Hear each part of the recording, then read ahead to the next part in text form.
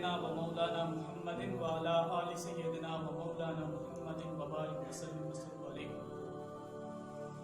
خالق و مالک اپنی لاریب کتاب قرآن مجید برہان رشید میں ارشاد فرماتا ہے، اللہ یجتبی الیہ من یشاء ویہدی الیہ من ینیب، ان اللہ وملائکتہ یصلون علی النبی یا ایھا الذین آمنوا صلوا علیہ وسلموا تسلیما۔ اللہم صلی علی سیدنا ومولانا محمد وعلی آل سیدنا واصحاب سیدنا ومولانا محمد وبارک وسلم علیہ۔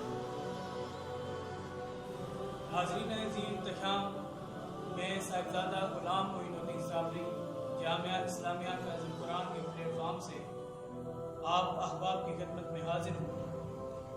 میں نے قرآن مجید کی آیت بینات کو تلاوت کیا، جس کا ترجمہ کچھ یوں ہے کہ اللہ چن لیتا ہے اپنی طرف سے جسے چاہتا ہے اور مطلوب تک پہنچا دیتا ہے جو اس کی طرف متوجہ ہوتا ہے۔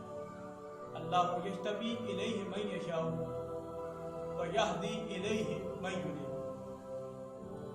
اس آیت کریمہ سے واضح ہو رہا ہے کہ ولایت کی دو قسمیں ہیں، ولایت واہبی اور ولایت کسبی۔ گویا اللہ تک پہنچنے کے لیے یہی دو بہتر راستے ہیں، جس کی میں نے ولایت کی دو قسمیں بیان کی ہیں۔ اللہ تعالیٰ کی ذات تک پہنچنے کے لیے ایک یہی اچھا ذریعہ ہے اور اس ذریعے کا نام ولایت ہے۔ ولایت کی دو قسمیں بیان کی گئی، ولایت کسبی اور ولایت واہبی، جنہیں جذب اور سلوک کے ساتھ منسوب کیا گیا، تعبیر کیا گیا، وہ ولایت کسبی کہلائے گی۔ احباب ذی وقار، اللہ رب العزت کی لاریب کتاب قرآن مجید کے اس فرمان سے ہمیں یہ سبق ملتا ہے کہ خالق و مالک کی عبادت و ریاضت کرنے والا شخص ولایت کے درجے پر فائز ہو جاتا ہے، اور پھر خواہ وہ ولایت کسبی ہو خواہ ولایت واہبی ہو، ہوتا وہ ولایت کے درجے پر فائز ہے۔ ایک ولایت وہ ہے کہ جو اللہ تعالیٰ کے فضل و کرم سے، انعام و اکرام سے، اللہ کی رحمت سے، اللہ کے فضل سے انسان کو عطا کر دی جاتی ہے، اور ایک ولایت وہ ہے کہ عبادت و ریاضت کرنا، محنت کرنا، جذب اور دیگر معاملات مشکلات سے گزر کر حاصل کرنا ایک ولایت ہے۔ الغرض یہ کہ جب انسان بندہ مومن، اللہ کا نیک بندہ ولایت پر جلوہ افروز ہو جاتا ہے، ولایت کے درجے پر فائز ہو جاتا ہے، پھر اس کو اللہ کی طرف سے انعام کیا ملتا ہے؟ پھر کائنات کی ہر ایک شے، ہر ایک چیز اس کے تابع ہو جاتی ہے۔ حضرت عبداللہ رحمت اللہ تعالی علیہ اللہ کے ایک نیک بندے ہیں۔ آپ بیان فرماتے ہیں کہ میں نماز فجر کے لیے اٹھا، روٹین کے مطابق، معمولات کے مطابق میں نے فجر کی نماز کی تیاری کی، اور جناب حضرت خواجہ حسن بصری رضی اللہ تعالیٰ عنہ رحمت اللہ تعالیٰ علیہ آپ کی مسجد میں چلا گیا۔ جناب حضرت عبداللہ فرماتے ہیں کہ میں جب حضرت خواجہ حسن بصری کی مسجد کے باہر پہنچا تو مسجد کا گیٹ بند تھا اور اندر سے آمین کی صدا آوازیں آ رہی تھی، اور جو دعا کی جا رہی تھی، دعا کرنے والے صاحب جناب حضرت خواجہ حسن بصری خود تھے۔ فرماتے ہیں کہ میں سمجھا کہ حضرت خواجہ حسن بصری کے صاحبین، آپ کے مریدین، عقیدت مندان، آپ کے محبین اندر موجود ہیں، اور خواجہ صاحب ان کے لیے دعا فرما رہے ہیں اور وہ آمین کہہ رہے ہیں۔ کہتے ہیں اسی دوران میں کافی دیر، یعنی اس وجہ سے میں مسجد کے باہر کھڑا ہو گیا کہ دعا مکمل ہو تو میں اندر جاؤں۔ کہتے ہیں اسی دوران صبح ہو گئی، میں نے نماز فجر ادا کی اور خواجہ حسن بصری رحمۃ اللہ تعالی علیہ کی بارگاہ میں حاضر ہوا اور خواجہ حسن بصری کو اللہ کا واسطہ دے کر میں نے عرض کی کہ اے خواجہ تمہیں تمہارے رب کا واسطہ مجھے ایک بات کا جواب دے دو۔ فرمایا کیا؟ آپ نے عرض کی کہ یہ جو آمین کہنے والی مخلوق تھی یہ کون سی تھی؟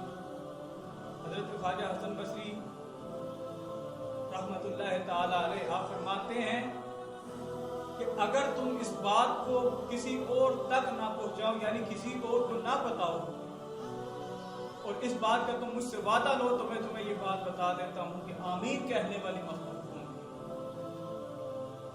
خواجہ حسن بصری رضی اللہ تعالیٰ عنہ کے بات پر قول پر جناب حضرت عبداللہ رحمۃ اللہ تعالیٰ علیہ نے لبیک کہا اور عرض کی حضور میں کسی کو نہیں بتاؤں گا، آپ مجھے بتا دیں مخلوق کون سی تھی۔ تو خواجہ حسن بصری آپ فرماتے ہیں کہ یہ آمین کہنے والی مخلوق جنات تھی، یعنی یہ جنوں کی ایک جماعت تھی کہ میں دعا مانگ رہا تھا اور وہ جنوں کی جماعت میری دعا پر آمین کہہ رہے تھے۔ آپ فرماتے ہیں کہ میرے معمولات کے اندر یہ بات شامل ہے کہ ہر جمعے کی رات کو میں نے مخصوص یہ دن کیا ہوا ہے کہ اس دن میں بعض و نصیحت کرتا ہوں رات کے وقت، جنات میری محفل میں بیٹھ جاتے ہیں اور بعض و نصیحت کے بعد جب میں دعا کرتا ہوں، اختتامی دعا ہوتی ہے، تو جنات آمین کہتے ہیں۔ حاضرین عزیز، احتشام اس بات سے ہمیں یہ نصیحت ملتی ہے کہ اللہ والے یہ جب مقام ولایت پر فائز ہو جاتے ہیں تو اللہ تعالیٰ کی پیدا کرتا ہر ایک مخلوق ان کے تابع ہو جاتی ہے، خواہ وہ انسان ہو، حیوان ہو، جنات ہو، شجر ہو، حجر ہو، ان کی حکومت ہر چیز پر چلتی ہے۔ پھر اللہ یجتبی الیہ من یشاء ویہدی الیہ من ینیب۔ حاضرین عزیز وقار، خالق و مالک کی اس لاریب کتاب قرآن مجید کی تلاوت کرنے کے بعد اور اپنے اللہ کے ولی کی یہ کرامت دیکھنے کے بعد پتہ چلتا ہے کہ خالی انسان ہی نہیں بلکہ جنات بھی اللہ کے ولیوں کی بارگاہ میں حاضر ہوتے ہیں، اور خالی حاضر ہی نہیں ہوتے بلکہ اللہ کے ولیوں سے وہ فیضیاب بھی ہوتے ہیں اور ایک ہدایت کا راستہ بھی اختیار کرتے ہیں۔ خالق و مالک ہمارا حامی و ناصر ہو، اللہ تعالی ہمیں بھی ولایت کا یہ درجہ سمجھنے کی توفیق عطا فرمائے۔ حدیث قدسی میں آپ کے سامنے رکھ کر اجازت چاہوں گا۔ اللہ رب العزت ارشاد فرماتا ہے کہ جب بندہ مومن کثرت نوافل سے میرا قرب حاصل کر لیتا ہے تو پھر میں اس بندے کے ہاتھ بن جایا کرتا ہوں جن ہاتھوں سے وہ پکڑتا ہے، میں اس بندے کے کان بن جایا کرتا ہوں وہ جن کانوں سے سنا کرتا ہے، میں اس بندے کے زبان بن جاتا ہوں جس زبان سے وہ بولا کرتا ہے۔ الغرض یہ ہے کہ اللہ رب العزت کی طرف سے یہ فرمان ہے، پھر وہ ہاتھ اس آدمی کا ہاتھ نہیں رہتا، وہ ہاتھ مجھ رب العالمین کا ہوتا ہے۔ یعنی وہ تمام چیزیں عنایت و انعام و اکرام و عنایت جو اللہ کی طرف سے بندہ مومن کو ملتی ہے، وہ کب ملتی ہے؟ جب بندہ قرب خداوندی حاصل کر لیتا ہے۔ اور قرب خداوندی کب حاصل ہوتا ہے، کیسے حاصل ہوتا ہے، اس کی میں نے 2 قسمیں آپ کو شروع میں ہی بتا دی تھی کہ ولایت کی 2 قسمیں ہیں، ولایت وحی اور ولایت قسم۔